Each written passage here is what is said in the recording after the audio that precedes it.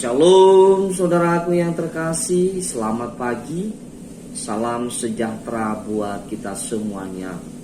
Kembali lagi pada pagi hari ini kita disapa oleh firman Tuhan yang terambil dari kitab Yeremia, pasalnya yang ke-51, ayatnya yang ke-50.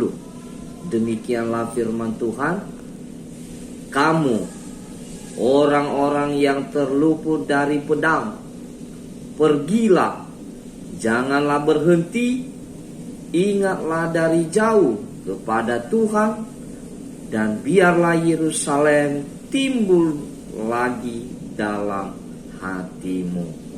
Demikianlah firman Tuhan. Selamat menjalankan aktivitas pada hari ini. Selamat berkarya. Semoga apa yang dikerjakan